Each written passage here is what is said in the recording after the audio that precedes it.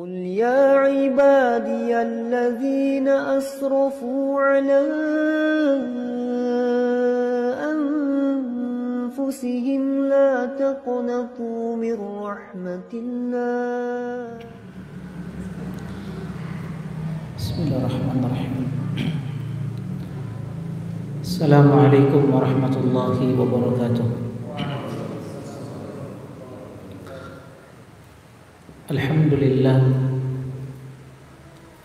لله الكريم المنان ذي الفضل والإحسان الذي هدانا للإيمان، والصلاة والسلام على نبينا محمد النبي العدنان وعلى آله وصحبه ومن تبعهم بإحسان إلى يوم الدين. أما بعد، يا أيها الذين آمنوا اتقوا الله حق تقاته ولا تموتن إلا وأنتم مسلمون. Jemaah sekalian, ikhwani wa akhwati fillah, hafizani wa hafizakumullah. Alhamdulillah, kembali kita bersyukur kepada Allah Subhanahu wa ta'ala. Dengan segala limpahan nikmatnya, kita masih bisa berkumpul kembali di tempat yang penuh berkah ini, di salah satu rumah dari rumah-rumah Allah Jalla Jalaluh, untuk sebuah ketaatan, sebuah ibadah, di mana kita membahas, mengkaji ayat-ayatnya, mengkaji hadis-hadis Rasulullah sallallahu alaihi wasallam. Kita berdoa kepada Allah, semoga kita senantiasa diberikan kekuatan, kesehatan, sehingga kita bisa terus menghambakan diri kepada Allah Subhanahu wa ta'ala. Dan semoga apa yang kita lakukan saat ini dari menghadiri majelis ilmu dicatat di sisi Allah Subhanahu wa ta'ala sebagai kebaikan yang diterima oleh Allah Subhanahu wa ta'ala. Salawat dan salam semoga tercurahkan kepada manusia yang terbaik, Rasulullah sallallahu alaihi wasallam, pada keluarga beliau, istri-istri beliau, sahabat-sahabat beliau, dan orang-orang yang senantiasa istiqomah di dalam mempelajari sunnah-sunnah beliau serta mengamalkan di dalam kehidupan mereka. Ma'asyiral muslimin, ikhwani wa akhwati fillah, rahimani wa rahimakumullah. Insyaallah kita akan kembali melanjutkan kajian tafsir kita dari kitab Tafsir Al-Muyassar, dan kita masih pada pembahasan surat pertama dari juz amma, juz 30, yaitu surat An-Naba, tentang berita besar yang dibawa oleh Rasulullah sallallahu alaihi wasallam. Dan telah kita sebutkan pada pertemuan-pertemuan sebelumnya bahwa surat An-Naba ini merupakan surat Makkiyah, artinya surat yang diturunkan kepada Rasulullah sallallahu alaihi wasallam sebelum beliau berhijrah ke kota Madinah. Dan surat An-Naba ini, sebagaimana yang telah kita sampaikan pada kajian-kajian sebelumnya, di dalamnya berisikan tentang hari kebangkitan, di mana Allah Subhanahu wa ta'ala menyebutkan kepada kita tentang kehebatan hari kebangkitan, hari yang diingkari oleh orang-orang musyrik di zaman Nabi sallallahu alaihi wasallam. Setelah itu Allah Subhanahu wa ta'ala menyebutkan di dalamnya tentang balasan terhadap orang-orang yang durhaka kepadanya, orang-orang yang melakukan kemaksiatan, orang-orang yang melakukan perkara-perkara yang mendatangkan murka Allah Jalla Jalaluh, di mana Allah Subhanahu wa ta'ala berfirman di ayat yang ke-21, inna jahannama kanat mirsada, sesungguhnya neraka jahanam itu sebagai tempat untuk mengintai, ya, littaghina ma'abah, ya, neraka jahanam Allah Subhanahu wa ta'ala khususkan littaghina ma'abah, tempat kembali bagi orang-orang yang melampaui batas, bagi orang-orang yang melakukan kezaliman.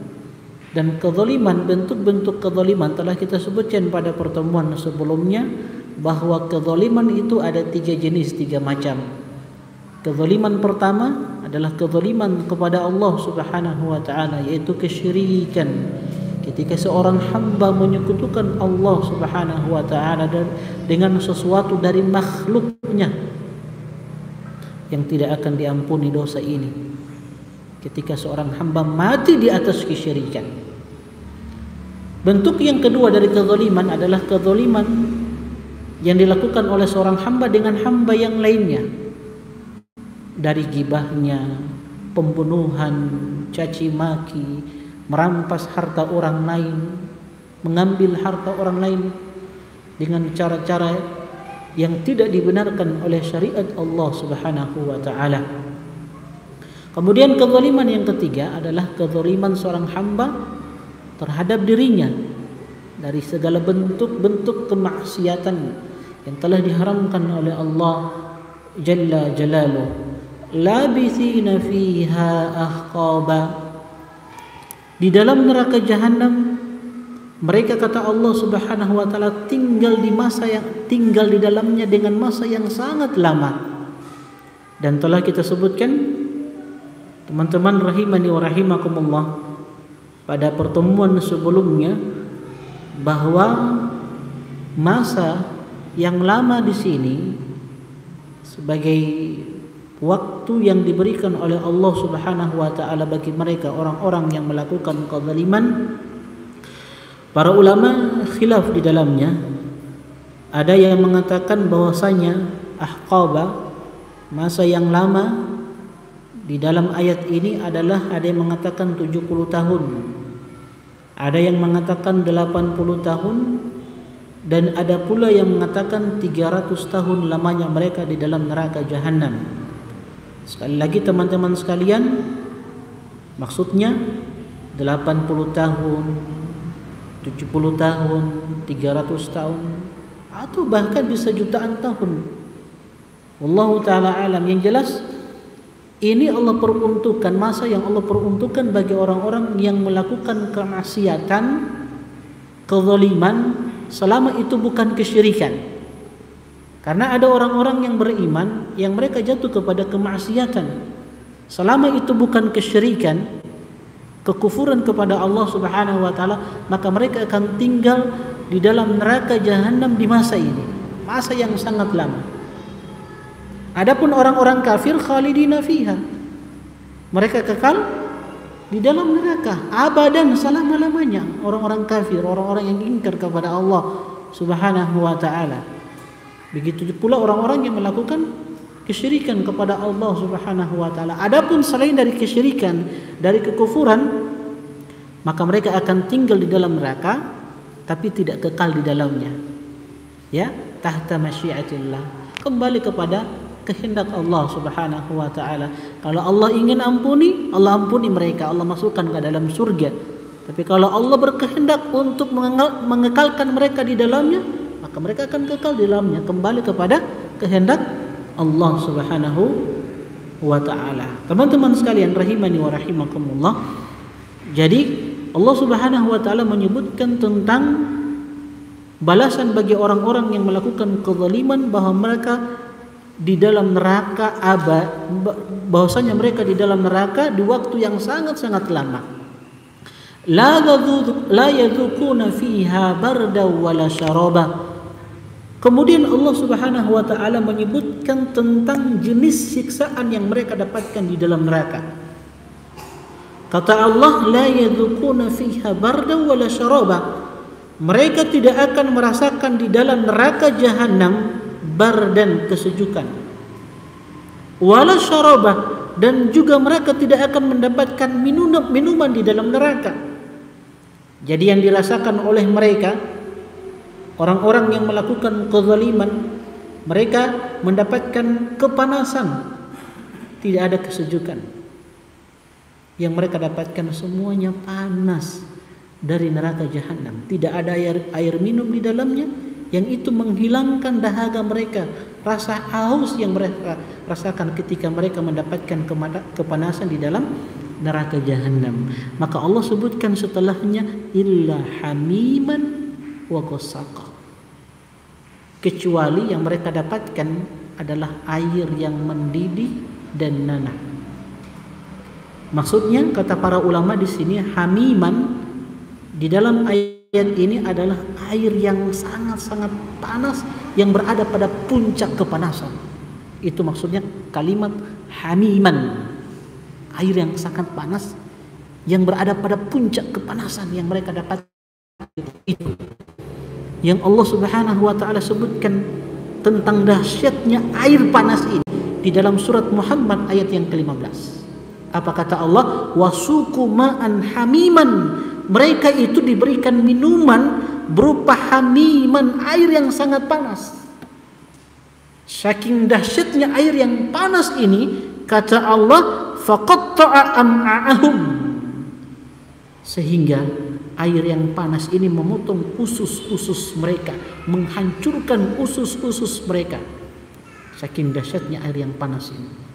Ini menggambarkan kepada kita, ma'asyiral muslimin, teman-teman, ikhwani wa akhwati fillah, rahimani wa rahimakumullah, neraka itu begitu dahsyatnya siksaannya. Maka jangan pernah berharap untuk masuk ke dalam neraka Allah Subhanahu wa taala. Walaupun hanya sehari, 2 hari, 3 hari, sepekan, jangan pernah bercita-cita, berkeinginan, ya, sehingga antum jangan pernah meremehkan yang namanya dosa, baik itu dosa kecil, dosa besar. Jangan pernah meremehkan yang namanya sebuah maksiat, sebuah dosa, jangan pernah remehkan. Jangan seperti orang-orang Yahudi. Orang-orang Yahudi itu kan berkeinginan, keyakinan mereka, wa qalu lan tamassana an-naru illa ayyaman ma'dudah. Orang-orang Yahudi mengatakan apa? Kita ini tidak akan disentuh oleh neraka kecuali illa ayyaman ma'dudah, kecuali hari-hari yang terbilang, hari-hari yang sudah ditentukan. Ya, itu keyakinan orang-orang Yahudi. Sehingga seorang muslim dan muslimah jangan pernah bercita-cita, berkeinginan, biarlah masuk neraka, yang penting cuma 1 hari, yang penting cuma 2 hari. Tidak. Ini keyakinan orang-orang Yahudi yang telah dibantah oleh Allah Subhanahu wa ta'ala. Maka teman-teman, ikhwani wa akhwati fillah, rahimani wa rahimakumullah, perlu kita ketahui bersama bahwasannya bentuk siksaan di dalam neraka itu ada 2 jenis. Jenis pertama itu siksaan dengan siksaan yang sangat-sangat panas. Siksaan yang kedua dengan siksaan berupa kondisi atau lawan dari panas itu, dingin. Jadi di neraka itu orang-orang yang masuk ke dalamnya akan disiksa dengan 2 jenis ini. Disiksa dengan kondisi yang sangat panas, dan yang kedua disiksa dengan kondisi yang sangat dingin. Dan siksaan yang sangat dingin ini di dalam Islam disebut dengan zamharir. Apa teman-teman sekalian? Disebut dengan zamharir. Ibnu Abbas radhiyallahu taala anhuma ketika menyebutkan sebuah riwayat bahwasannya Ka'ab al-Ahbar ini seorang alim dari kalangan Yahudi yang kemudian masuk Islam. Ka'ab al-Ahbar ini mengabarkan kepada kita, di mana beliau mengatakan, inna fi jahannam bardan huwa zamharir. Sesungguhnya di dalam neraka jahanam itu terdapat zamharir. Zamharir ini kondisi yang sangat dingin, yang dengannya Allah Subhanahu wa taala menyiksa orang-orang yang zalim, orang-orang yang dimasukkan ke dalam neraka. Saking dinginnya ya kondisi ini, ya, yang Allah siksa dengannya hamba-hambanya yang melakukan kemaksiatan, kekufuran kepadanya, kata beliau, yasqutul lahmu anil 'azami. Saking dinginnya ya sampai-sampai daging itu berjatuhan dari tulang-tulangnya. Ya, daging-daging yang ada pada tubuhnya itu berjatuhan dari tulang-tulangnya, saking dinginnya siksaan tersebut. Kemudian hatta yastagitsu bihari jahannam.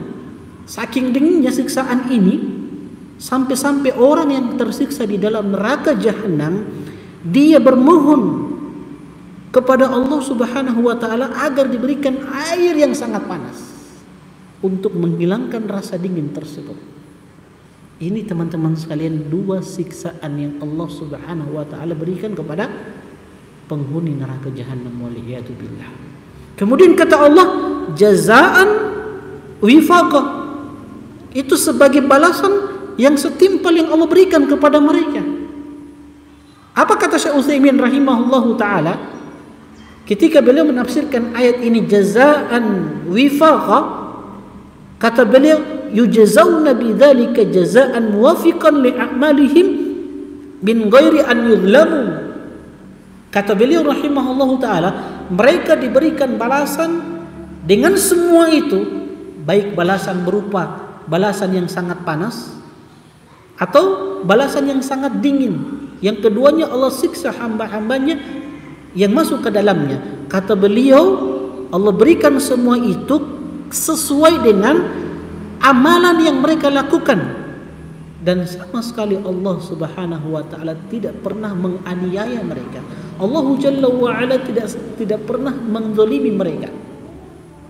Dan ini Allah kabarkan kepada kita teman-teman sekalian, bentuk keadilan Allah, bahwasanya Allah membalas hamba-hambanya sesuai dengan perbuatan mereka. Yang bertakwa Allah berikan balasan berupa surga Allah Subhanahu wa taala. Orang-orang yang ingkar, orang-orang yang melakukan kedurhakaan kepadanya, Allah berikan balasan sesuai dengan jenis perbuatan mereka, sesuai dengan apa yang mereka lakukan berupa neraka Allah Subhanahu wa taala. Allah kabarkan di dalam Al-Qur'an, wa ma kana Allahu liyadzlimahum. Allah tidak pernah menganiaya hamba-hambanya. Walakin kanu anfusahum yadzlimun, akan tetapi manusia itu sendiri yang melakukan kezaliman terhadap diri-diri mereka. Mereka sendiri yang menganiaya diri-diri mereka. Teman-teman sekalian, musibah demi musibah yang kita dapatkan saat ini, apapun yang menimpa diri kita, itu sebenarnya disebabkan perbuatan kita. Apapun yang kita dapatkan saat ini, dari musibah, malapetaka yang menimpa kaum muslimin saat itu karena perbuatan mereka. Makanya di dalam Al-Quran Allah bahasakan, Zaharul fasadu fil barri wal bahri bima kasabat aydin nas. Telah nampak kerusakan di daratan, di lautan. Itu disebabkan ulah tangan manusia, perbuatan mereka sendiri. Sehingga Allah datangkan musibah, banjir, gempa bumi, dan semisalnya, hujan batu, yang itu membinasakan hamba-hamba, yang membinasakan manusia. Itu disebabkan perbuatan mereka. Bukan karena Allah ingin menzalimi mereka, tidak. Makanya kata para ulama, musibah demi musibah yang kita dapati saat ini karena apa? Karena penyelisihan mereka terhadap apa yang dibawa oleh Rasulullah sallallahu alaihi wasallam. Maka tidak ada yang bisa menjadikan negeri ini negeri yang aman, sentosa, makmur, kecuali dengan apa sama teman-teman sekalian? Kembali kepada agama yang dibawa oleh Rasulullah sallallahu alaihi wasallam. Dan sebab terbesar kemurkaan Allah adalah kesyirikan dan kemaksiatan. Itu yang menjadikan Allah itu murka, sehingga Allah berikan musibah demi musibah karena perbuatan tangan-tangan manusia. Maka tidak ada yang bisa kita lakukan saat ini teman-teman sekalian kecuali bertobat, kembali kepada Allah Subhanahu wa taala, pelajari sunnah-sunnah Rasulullah sallallahu alaihi wasallam. Kemudian kata Allah di ayat yang ke-27, innahum kanu la yarjuna hisabah. Sesungguhnya mereka tidak berharap kepada yaumul hisab, hari perhitungan. La yarjuna hisabah, orang-orang yang masuk ke dalam neraka dari kalangan orang-orang zalim, orang-orang kafir, orang-orang yang durhaka kepada Allah Subhanahu wa taala, sama sekali mereka tidak berharap yang namanya yaumul hisab, hari perhitungan. Orang-orang musyrik. Kenapa jemaah sekalian? Ikhwani wa akhwati fillah rahimani wa rahimakumullah. Karena pada hari itu Allah Subhanahu wa taala akan menghisab hamba-hambanya dengan detail. Dan kita tahu bersama, Nabi sallallahu alaihi wasallam pernah bersabda, "Man nukisal hisabu udzib." Siapa yang di hari kiamat nanti akan dihisab oleh Allah dengan detail, maka dia akan diazab oleh Allah Subhanahu wa taala. Hisab itu sendiri adalah bentuk apa? Bentuk siksaan dari Allah Subhanahu wa taala. Kalau itu adalah hisab yang detail untuk orang-orang yang kufur kepada Allah Subhanahu wa taala. Beda dengan orang-orang beriman. Hisabnya orang-orang beriman hisaban yasira, hisab yang ringan. Ya, bagaimana bentuk hisab yang ringan yang akan diberikan oleh Allah Subhanahu wa taala kepada orang-orang yang beriman? Maka bentuk hisab yang ringan bagi orang-orang yang beriman adalah Allah tampakkan semua yang pernah dia lakukan ketika di dunia dari kemaksiatan dia. Hanya dia dengan Allah Subhanahu wa taala. Maka ketika Allah menyebutkan engkau melakukan begini di hari ini, di jam ini, di bulan ini, maka kata Allah, ghafartu lak. Semua yang engkau lakukan aku ampuni. Itu hisab yang ringan yang Allah berikan kepada orang-orang beriman. Makanya apa? Doa yang sering dipanjatkan oleh Nabi sallallahu alaihi wasallam, Allahumma hasibni hisaban yasira. Ini di antara doa yang sering dipanjatkan oleh Nabi sallallahu alaihi wasallam. Di antara doa yang sering diminta oleh Nabi sallallahu alaihi wasallam kepada Allah, Allahumma hasibni hisaban yasira. Ya Allah, aku memohon kepadamu hisab yang ringan. Nabi sallallahu alaihi wasallam kita tahu adalah manusia yang terbaik. Manusia yang kita tahu bagaimana ibadah beliau, ketaatan beliau, namun bersamaan dengan itu teman-teman sekalian, beliau masih berdoa kepada Allah Subhanahu wa taala, Allahumma hasibni hisaban yasira. Maka hendaklah kita sebagai hamba-hamba yang lemah, hamba-hamba yang setiap harinya melakukan dosa dan maksiat, jangan tinggalkan doa ini. Apa doanya? Allahumma hasibni hisaban yasira. Ya Allah, aku memohon kepadamu hisab yang ringan. Berikan hisab yang ringan kepadaku ya Allah. Hisab yang ringan sebagaimana yang telah kita sebutkan. Ya. Maka dosa-dosa yang pernah kita lakukan di dunia akan ditampakkan kepada kita. Akan disebutkan satu persatu oleh Allah Subhanahu wa taala. Tapi semuanya Allah ampuni. Jadi Allah tidak tampakkan kepada hamba-hamba yang lain. Berbeda dengan hisaban yang berat yang Allah berikan kepada hamba-hamba yang ingkar kepadanya dari orang-orang musyrik, orang-orang kafir, orang-orang yang melakukan kesyirikan. Ya, maka mereka akan dihisab secara detail, disebutkan satu persatu, dan itu di hadapan seluruh makhluk. Ya, dosa-dosa yang kita sembunyikan teman-teman sekalian, kita di dunia begitu hebatnya menyembunyikan dosa dan maksiat. Di hadapan orang-orang soleh, teman-teman soleh, seakan-akan kita adalah manusia yang paling bertakwa. Tapi di dalam kesendirian kita manusia yang paling buruk di sisi Allah Subhanahu wa taala. Kenapa? Di dalam kesendirian kita mudah menerjang hal-hal yang diharamkan oleh Allah Subhanahu wa taala, melihat perkara-perkara yang diharamkan oleh Allah, dari melihat perempuan yang terbuka auratnya, melihat hal-hal yang diharamkan oleh Allah Subhanahu wa taala. Tapi ketika berada di hadapan teman-teman soleh di majelis ilmu, seakan-akan kita yang paling bertakwa kepada Allah Subhanahu wa taala. Nah, semua itu di dalam kesendirian itu akan ditampakkan oleh Allah Subhanahu wa taala di hari kiamat nanti. Dan semua akan melihat. Ya?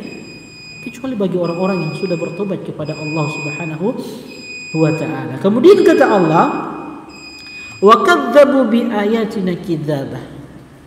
Kenapa mereka mendapatkan sisaan tersebut sehingga mereka tidak berharap akan adanya hari hisab?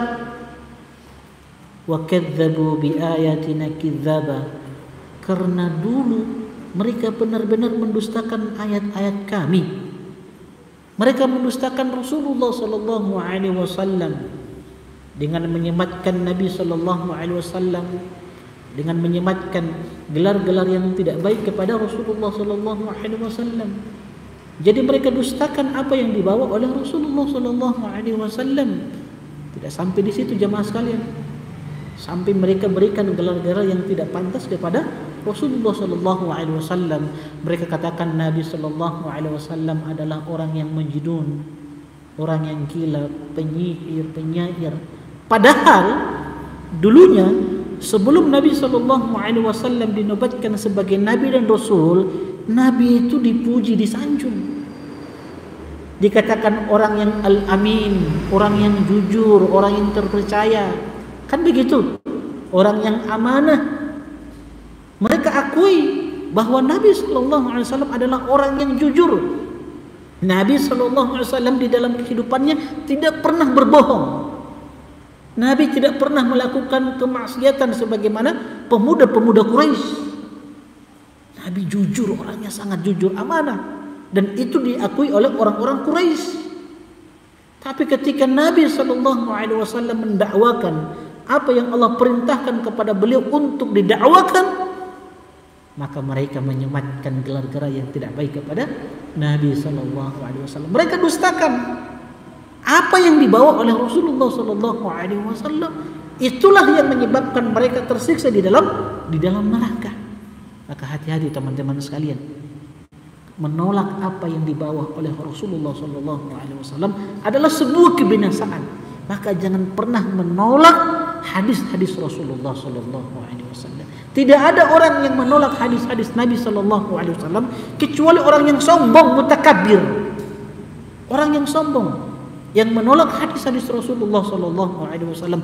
Makanya teman-teman sekalian, jangan pernah menolak kebenaran yang datang kepada kita, yang itu bersumber di dalam Al-Quran dan Sunnah Rasulullah SAW. Jangan pernah tolak kebenaran. Jangan pernah menolak kebenaran. Sebab kapan seseorang menolak hadis Rasulullah SAW, maka sungguh orang tersebut telah binasa.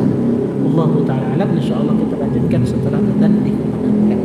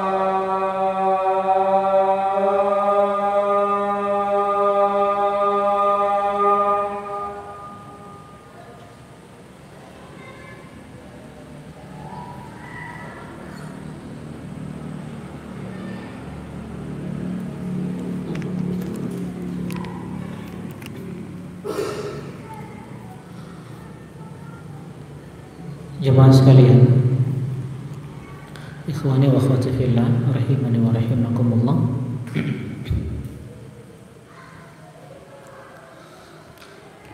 Setelah Allah Subhanahu wa taala menyebutkan tentang sebab mereka mendapatkan siksaan di dalam neraka jahanam,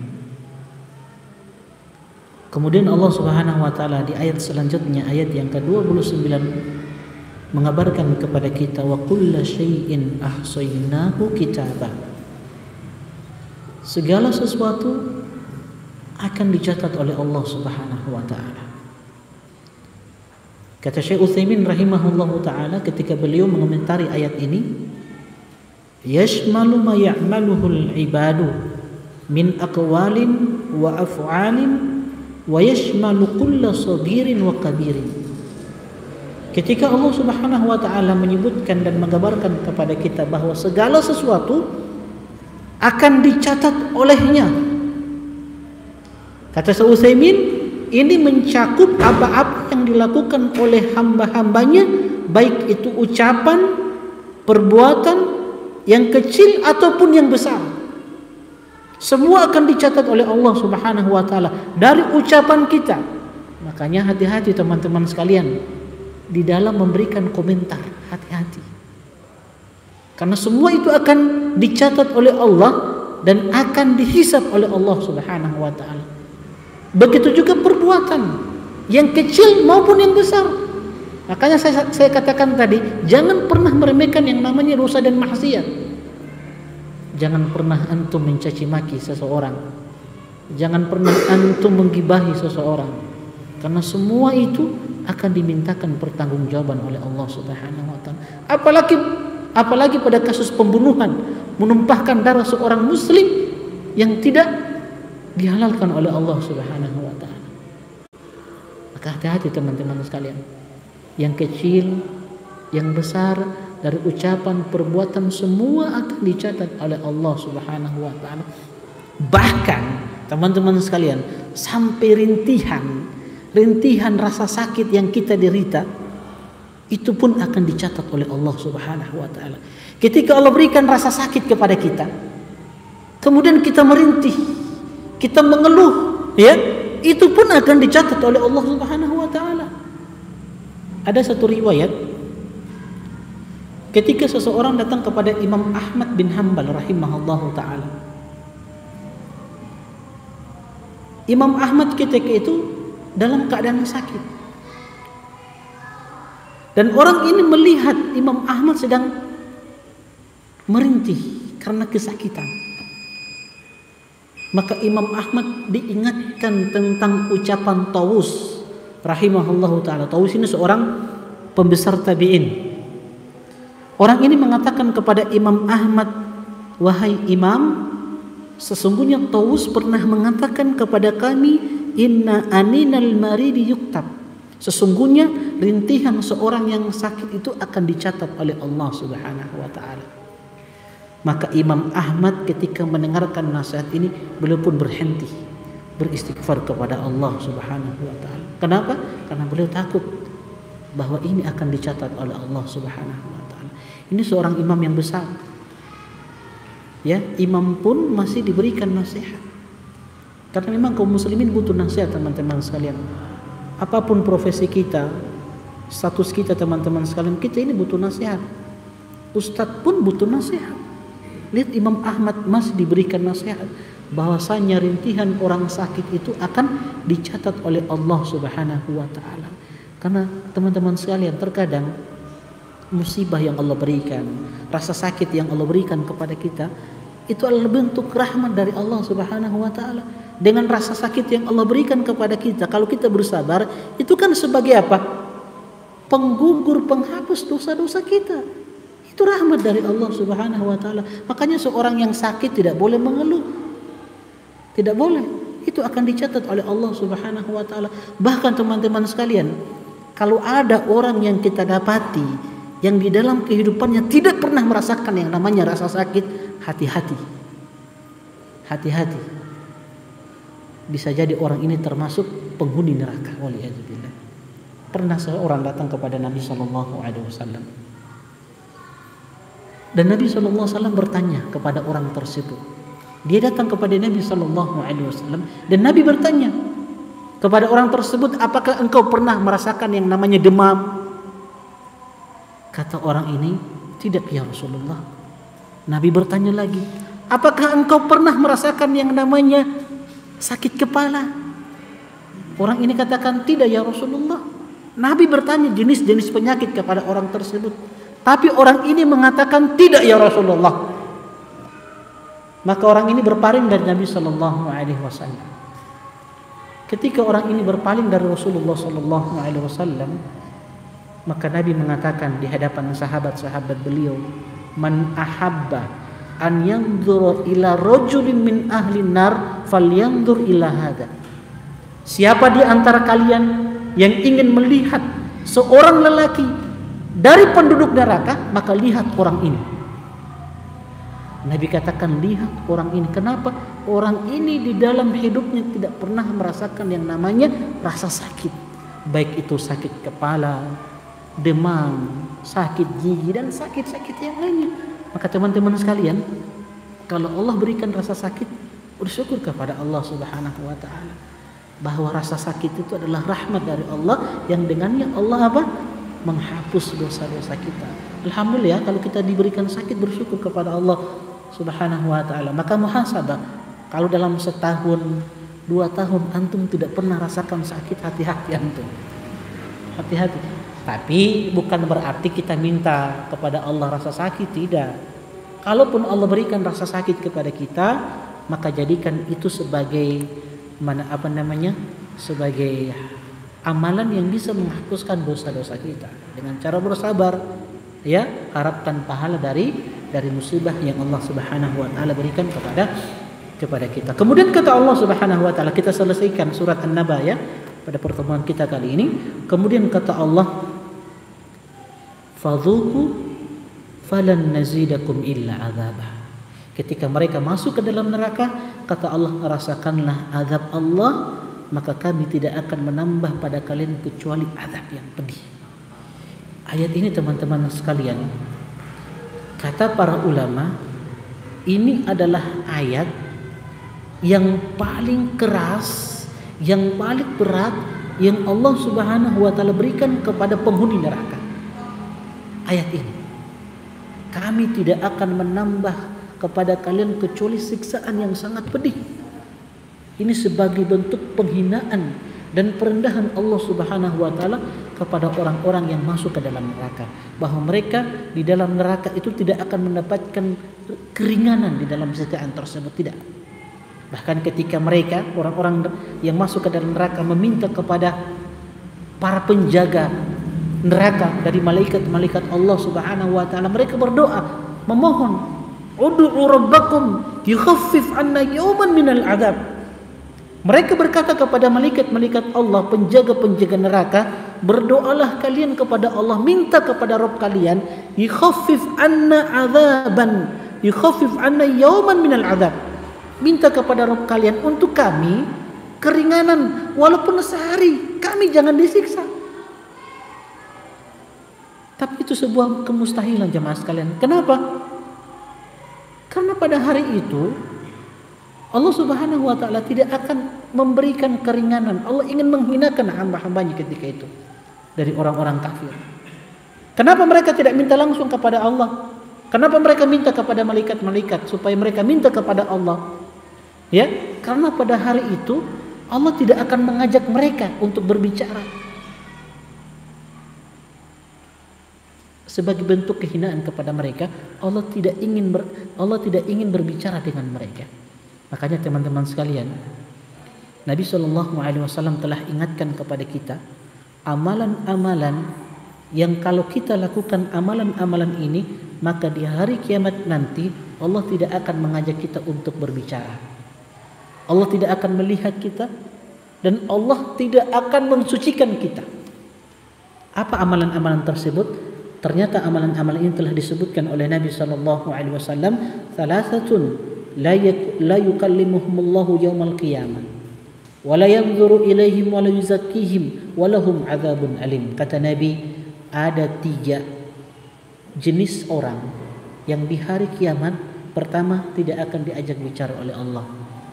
Kedua, tidak akan dilihat oleh Allah. Ketiga, tidak akan disucikan oleh Allah. Bahkan mereka di hari kiamat akan mendapatkan siksaan yang pedih. Siapa ketiga jenis manusia ini? Pertama, kata Nabi SAW, al-musbil. Al-musbil, orang yang menjulurkan kainnya di bawah mata kaki. Orang yang isbal, orang yang menurunkan pakaiannya sampai di bawah mata kaki. Makanya apa yang kita amalkan saat ini teman-teman, dari celana-celana cingkrang yang mungkin asing di tengah-tengah kaum muslimin, ini adalah syariat kita. Sebab Nabi SAW mengancam bahwasanya orang-orang yang menjulurkan pakaiannya di bawah mata kaki akan mendapatkan siksaan dari Allah Subhanahu wa taala. Ma asfala minal ka'bain fa finnar. Apa-apa yang berada di bawah mata kaki dari pakaian itu tempatnya di neraka. Kita amalkan ini karena apa? Karena ingin mengamalkan hadis Nabi SAW. Jangan sampai kita termasuk penghuni neraka, sebab diancam oleh Nabi. Sebab orang-orang yang menjulurkan pakaiannya di bawah mata kaki itu aglabiyanya orang-orang yang sombong. Kedua, al-manan. Jenis yang kedua al-manan. Siapa? Orang-orang yang suka mengungkit-ungkit pemberiannya, kebaikan-kebaikannya. Ini termasuk orang yang diancam oleh Allah, tidak akan disucikan, tidak akan dilihat, dan tidak akan diajak bicara oleh Allah di hari kiamat. Orang-orang yang suka mengungkit-ungkit pemberian, orang-orang yang suka mengungkit-ungkit kebaikan-kebaikan yang pernah dia berikan kepada orang lain. Kalau bukan ana, si fulan itu tidak tahu baca Al-Quran. Kalau bukan ana, si fulan itu tidak bisa sekolah, tidak bisa berhasil. Kalau bukan ana, kalau bukan ana, kalau bukan ana. Nah, ini mengungkit-ungkit pemberian. Kemudian yang ketiga, al-munfik sil'atahu bil halifil kadhib. Orang yang suka bersumpah dengan nama Allah Subhanahu wa taala tapi dengan sumpah yang palsu. Biasanya kita dapati ini di pasar-pasar. Ingin melariskan dagangannya, dia bersumpah atas nama Allah Subhanahu wa taala tapi berbohong, berdusta. Ini sumpah palsu, tidak boleh. Oh, ini Masya Allah barangnya bagus ini, demi Allah ini barang anak beli dari Jakarta ini, ya, bawa nama Allah, bersumpah atas nama Allah. Nah, ini diancam. Hati-hati, biasanya di pasar-pasar seperti itu, ya. Antum sebagai seorang pedagang, hati-hati antum. Diancam oleh Nabi SAW. Tidak akan dilihat, tidak akan disucikan oleh Allah, tidak akan diajak bicara oleh Allah Subhanahu wa taala. Maka hati-hati dari 3 perkara ini teman-teman sekalian. Kemudian kata Allah, setelah Allah menyebutkan balasan bagi orang-orang yang ingkar, bagi orang-orang yang durhaka kepada Allah Subhanahu wa taala, kemudian Allah menyebutkan tentang balasan bagi orang-orang yang bertakwa. Apa balasan bagi orang-orang yang bertakwa? Ini indahnya Al-Qur'an ya. Beginilah metode Al-Qur'an. Setelah Allah menyebutkan balasan bagi orang-orang yang ingkar, kemudian di paragraf selanjutnya Allah menyebutkan balasan bagi orang-orang yang taat, bagi orang-orang yang bertakwa. Apa kata Allah? Innalil muttaqina mafazah. Bagi orang-orang yang bertakwa itu kemenangan. Kata Syekh Utsaimin rahimahullahu taala, al-muttaquna humul ladzina taqaw 'adzaballah wa dzalika bi fi'li awamirillah wajtanabi nawahihi. Siapa orang-orang yang bertakwa yang mendapatkan kemenangan itu? Kata Syekh Utsaimin, adalah orang-orang yang senantiasa menjaga diri-diri mereka dari siksaan Allah Subhanahu wa taala dengan cara menjalankan perintah-perintah Allah dan meninggalkan semua larangan-larangan Allah Subhanahu wa taala. Dan ketika mereka mendapatkan balasan di hari kiamat nanti, jamaah sekalian, laki-laki, perempuan, ini semuanya akan mendapatkan balasan. Ingat, balasan yang diberikan oleh Allah kepada orang-orang yang beriman, baik itu laki-laki ataupun perempuan, itu sesuai dengan jenis ketakwaan mereka, sesuai dengan kadar ketakwaan mereka. Makanya ada satu faedah teman-teman sekalian yang disebutkan oleh Syekh Utsaimin rahimahullahu taala ketika beliau mengomentari firman Allah dalam surat Ghafir ayat yang ke-40. Ketika Allah mengabarkan kepada kita, waman amila solihan min dzakarin aw untha, siapapun dari laki-laki ataupun perempuan yang mereka beramal soleh, wa huwa mu'min, dalam keadaan dia beriman, bertakwa kepada Allah, kata Allah di dalam Al-Quran, faulaika yadkhulunal jannata wa yarzaquna fiha bighairi hisab. Mereka itu adalah orang-orang yang masuk ke dalam neraka, dan mereka adalah orang-orang yang diberikan rizki berupa kenikmatan bighairi hisab, tanpa batas. Nah, faedah yang bisa kita petik dari ayat ini teman-teman sekalian, ini faedah yang luar biasa yang disebutkan oleh Syekh Utsaimin rahimahullahu taala, bahwasanya laki-laki yang beriman ketika mereka masuk ke dalam surga nanti, mereka tidak akan mendapatkan balasan kenikmatan yang lebih dari para wanita-wanita yang beriman. Begitu pula wanita-wanita yang beriman, mereka tidak akan mendapatkan balasan kenikmatan yang lebih dari laki-laki yang beriman. Artinya kata beliau Ustaz Utsaimin rahimahullahu taala, yang menjadi pembeda antara laki-laki yang beriman dan perempuan yang beriman dari mendapatkan kenikmatan itu sesuai dengan kadar ketakwaan mereka kepada Allah Subhanahu wa taala. Jadi semakin bertakwa, maka semakin besar kenikmatan yang mereka dapatkan di surga Allah Subhanahu wa taala. Jadi laki-laki yang beriman tidak akan mendapatkan nikmat yang lebih dari perempuan yang beriman di dalam surga. Sebaliknya, perempuan yang beriman tidak akan mendapatkan kenikmatan yang lebih dari laki-laki yang beriman. Bisa dipahami? Ya, yang membedakan itu apa? Ketakwaan. Semakin besar ketakwaan, maka semakin besar kenikmatan yang diberikan oleh Allah Subhanahu wa taala. Kemudian Allah sebutkan kemenangan yang Allah berikan kepada mereka. Apa itu di ayat selanjutnya? Wahada'iqa wa a'naba. Mereka akan mendapatkan kebun-kebun, taman-taman, buah anggur, hadaik, taman-taman yang di dalamnya terdapat tanaman-tanaman, ya, semua jenis-jenis makanan, ya, pepohonan, buah-buahan mereka akan dapatkan di dalamnya. Kemudian setelah itu kata Allah, wa kawaiba atrabah. Ini yang paling kita inginkan ini, khususnya laki-laki. Sebagai bentuk kemenangan yang Allah berikan kepada mereka dari buah-buahan, ya, kebun-kebun, tanaman-tanaman, mereka akan mendapatkan apa? Wa kawaiba atrabah, dan gadis-gadis remaja yang sebaya. Bidadari. Maksudnya Kawaib itu jamaah sekalian. Kita ingin sedikit, apa itu kawaib? Kawaib itu, kata Syekh Utsaimin, kata beliau, jam'u kaib. Kawaib itu adalah bentuk plural, banyak dari bentuk tunggal kaib. Apa itu kaib? Kaib itu hiyallati tabayyana sadyuha wa lam yatadalla bal baruza wa dhahara kal ka'bi wa hadha akmalu ma yakunu fi jamali sadri. Ini kata Utsaimin ya, ketika mengomentari ini kenikmatan ini. Kata beliau, kawaib jamak dari kaib. Kaib itu adalah seorang wanita, seorang perempuan, gadis yang payudaranya montok, buah dadanya itu montok, namun tidak renggang, tidak pula turun. Itu namanya kawaib. Dan ini kata Syekh Utsaimin rahimahullahu taala, ya, ini adalah kondisi yang terbaik yang ada pada mereka, pada bidadari-bidadari yang akan disiapkan untuk laki-laki yang beriman ketika mereka masuk ke dalam surga Allah Subhanahu wa taala. Makanya kawaib itu dari kata ka'ab. Dari kata ka'ab, ka'ab itu mata kaki.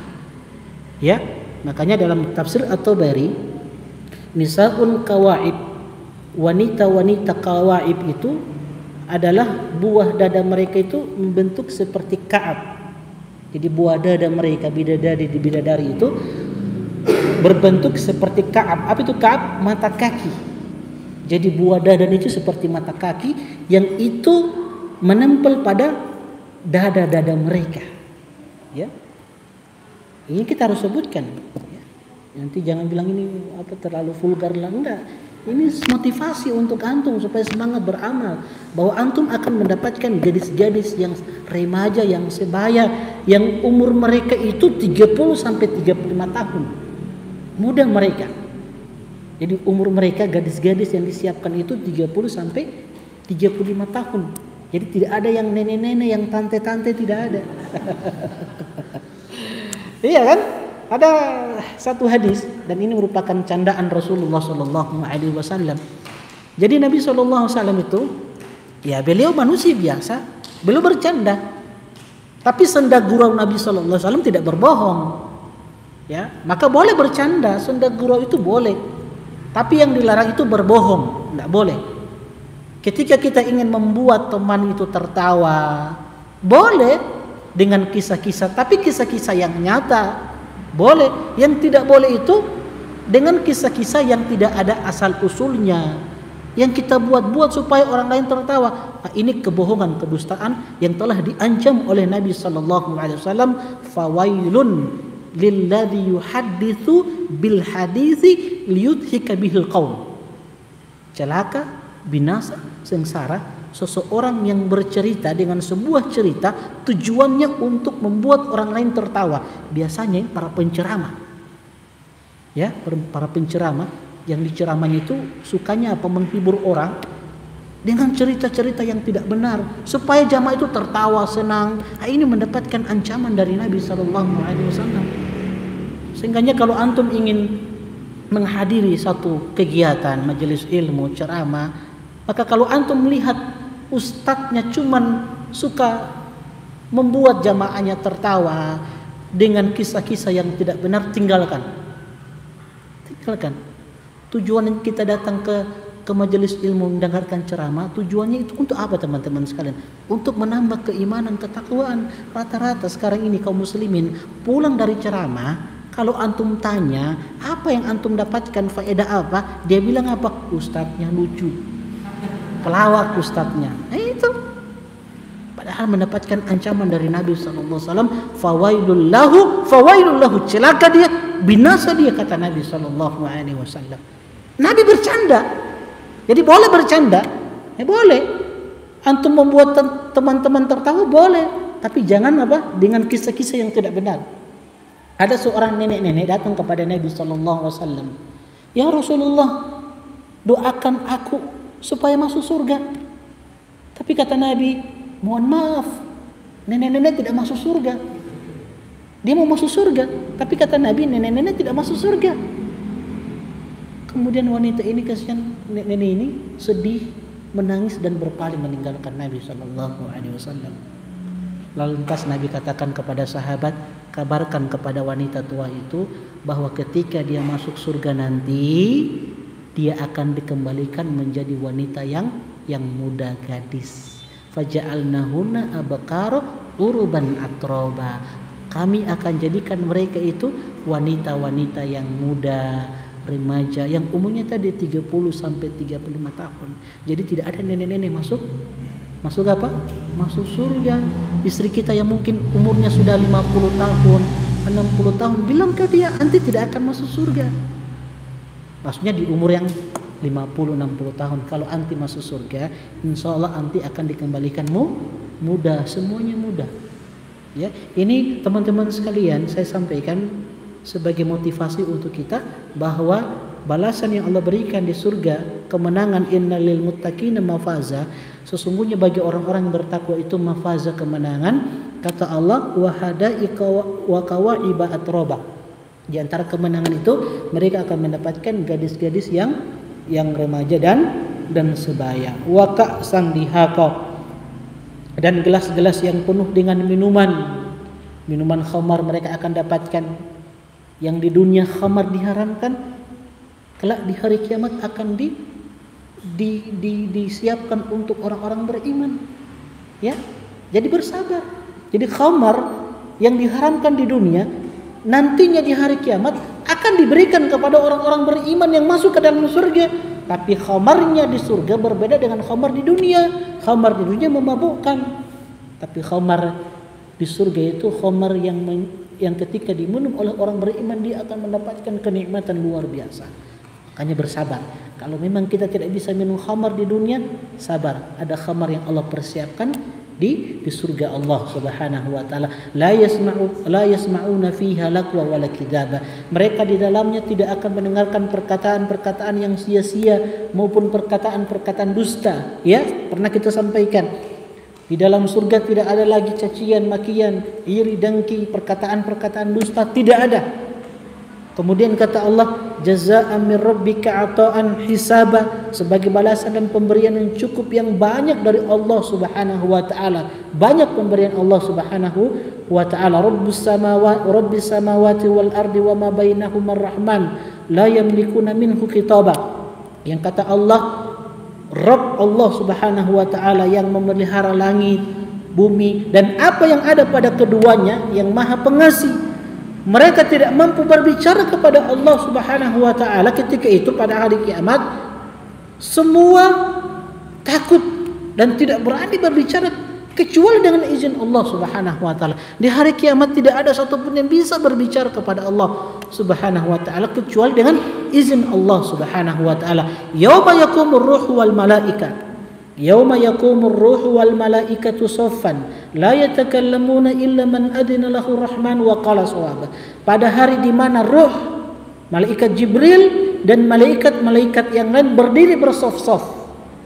Mereka tidak berkata-kata kecuali siapa yang telah diberikan izin oleh Allah Subhanahu wa taala yang Maha Pemurah, dan mereka tidak mengucapkan kecuali perkataan yang benar. Hari tersebut adalah hari yang paling dahsyat, yang kata Allah, dzalikal yaumul haq. Hari itu adalah hari yang pasti, kata Allah, faman syaa'a takhadha ila rabbih ma'aba. Kata Allah, siapa di antara kalian yang berkehendak maka niscaya dia akan menempuh jalan kembali kepada Allah Subhanahu wa taala. Maksudnya siapa yang ingin selamat, yang ingin berjumpa dengan Allah, maka tempuh jalan-jalan yang membawa ke surga Allah Subhanahu wa taala. Dan jalan-jalan itu telah dijelaskan oleh siapa? Rasulullah sallallahu alaihi wasallam. Maka sekali lagi teman-teman sekalian, kalau mau beribadah, lihat apakah ibadah itu ada tuntunan dari Nabi atau tidak. Sebab jalan-jalan kebaikan yang mengantarkan kepada surga Allah itu telah dijelaskan dengan gamblang oleh Nabi sallallahu alaihi wasallam. Artinya jalan-jalan selain dari jalan-jalan yang bukan dari Nabi sallallahu alaihi wasallam itu membawa ke dalam neraka. Maka hati-hati beramal. Beramal itu tanyakan, ini ada amalan dari Nabi atau tidak? Ada tuntunan dari Nabi atau tidak? Kalau tidak ada, ditinggalkan. Itu lebih selamat daripada kita mengamalkan sebuah amalan yang tidak ada tuntunan dari Nabi. Kalau bahasa syariat kita bid'ah, itu sesuatu yang membinasakan, yang membawa ke dalam neraka Allah Subhanahu wa taala. Kemudian terakhir di ayat yang ke-40 ini Allah mengatakan, inna anzarnakum adzaban qariba. Sesungguhnya kami telah ingatkan kepada kalian tentang azab yang dekat, itu hari kiamat. Yauma yanzurul mar'u ma qaddamat yadah. Hari yang dimana pada manusia melihat apa yang dia perbuat dengan kedua tangannya. Wa yaqulul kafiru ya laitani kuntu turaba. Ketika itu orang kafir berkata, aduhai, sekiranya waktu dulu aku di dunia aku hanya menjadi tanah saja. Kenapa teman-teman sekalian? Orang-orang kafir ketika itu mengatakan, ya laitani kuntu turaba. Aduhai, sekiranya dulu ketika aku di dunia Allah jadikan aku sebagai tanah saja. Kenapa? Karena ketika mereka melihat dahsyatnya neraka yang Allah Subhanahu wa taala siapkan untuk mereka di hari di mana Allah hisab semuanya. Siapapun yang melakukan kebaikan, keburukan besar dan kecil itu akan dilihat di hari kiamat. Makanya kata Allah, yauma yanzurul mar'u ma qaddamat yadah. Setiap orang akan melihat perbuatan dia yang dia lakukan dengan kedua tangannya akan dilihat. Sehingga orang kafir mengatakan, aduhai, sekiranya dulu Allah tidak ciptakan aku. Dulu Allah tidak ciptakan sehingga aku tidak akan mendapatkan hisab. Sebagian kata para ulama, mereka berharap karena di hari kiamat nanti dari makhluk-makhluknya manusia, bahkan di binatang-binatang itu akan dihisab oleh Allah Subhanahu wa taala. Makanya kata Nabi apa? Innakum latu'adduna al-huquq illa ahliha yaumal qiyamah. Sungguh kalian akan memberikan hak-hak itu kepada pemiliknya. Hak-hak yang pernah diambil di dunia itu akan dikembalikan oleh Allah Subhanahu wa taala di hari kiamat nanti.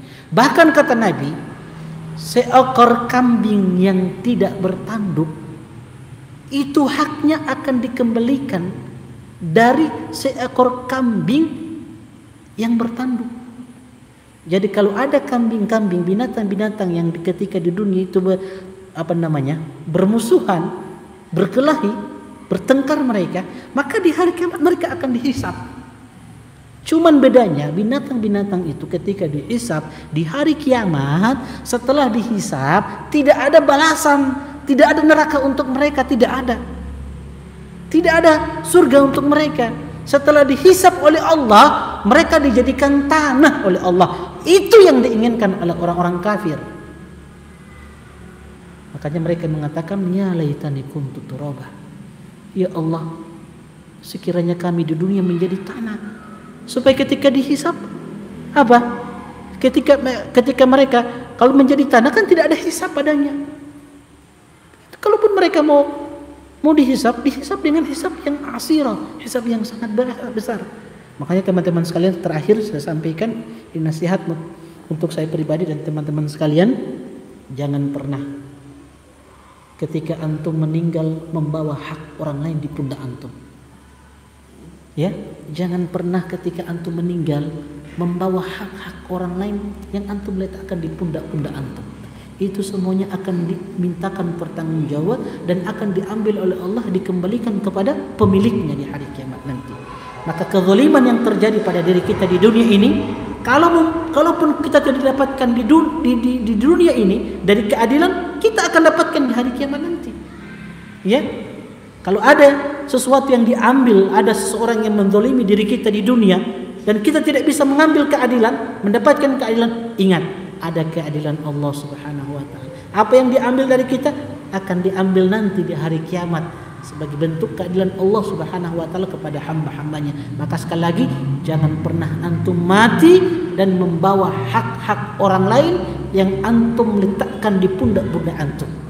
Dari ghibah, cacian, makian, pukulan, pembunuhan dan semisalnya, yang semuanya itu diharamkan oleh Allah Subhanahu wa taala. Kita berdoa kepada Allah Subhanahu wa taala Semoga Allah Subhanahu wa taala berikan istiqomahan kepada kita sehingga kita menjadi orang-orang yang bertakwa, orang-orang yang mendapatkan kemenangan dengan kenikmatan-kenikmatan yang Allah Subhanahu wa taala siapkan bagi mereka yang telah dikabarkan di dalam Al-Quran, begitu pula yang telah dikabarkan di dalam hadis-hadis Rasulullah sallallahu alaihi wasallam.